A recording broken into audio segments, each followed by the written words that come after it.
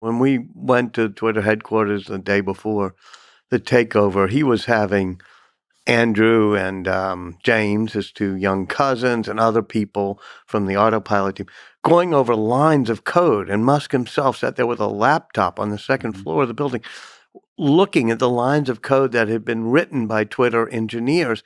And they decided they were going to fire 85% of them because they had to be all in. And this notion of psychological safety and mental days off and working remotely, he said either, and then it came up, actually one of his, I think it was one of the cousins or maybe Ross Nordine came up with the idea of let's not be so rough and just fire all these people. Let's ask them, do you really want to be all in? Because this is going to be hardcore. It's going to be intense.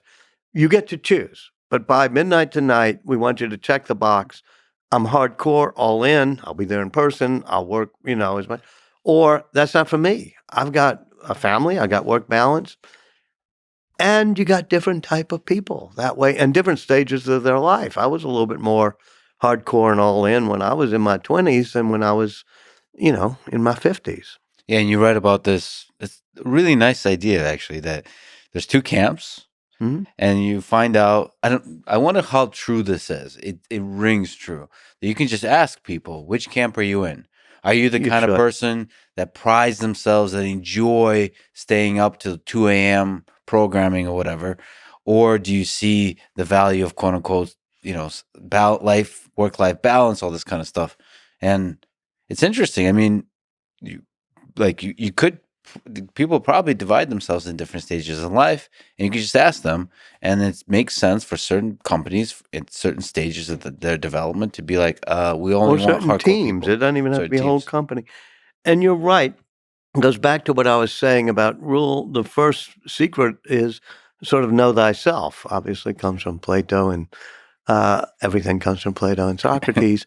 But and decide in this stage of my life, do I want to be a hackathon all in all night and change the world? Or do I want to bring wisdom and stability, but also have balance? I think it's good to have different companies with different styles.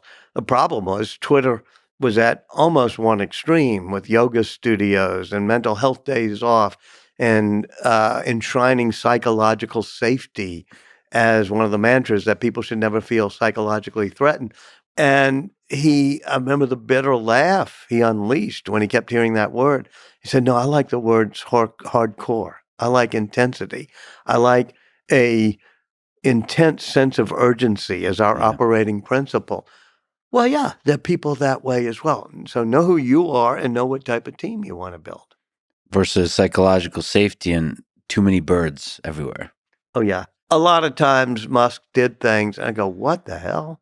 Yeah. And among them was changing the name Twitter and getting rid of the birds. I say, hey, man, there's a lot invested in that brand. But when I watched him, he thought, okay, these sweet little chirpy birds tweeting away in the name Twitter, it's not hardcore. It's not intense. And so, for better and for worse, I think he's taking X into the hardcore realm with people who post hardcore things, with people with hardcore views. It's not a polite playpen for the blue-checked, anointed elite. And I thought, okay, this is going to be bad. The whole thing's going to fall apart. Well, it has had problems, but the hardcore intensity of it has also meant that there's new things happening there. So it's very Elon Musk to not like this sweetness of birds chirping and tweeting and saying, I want something more hardcore.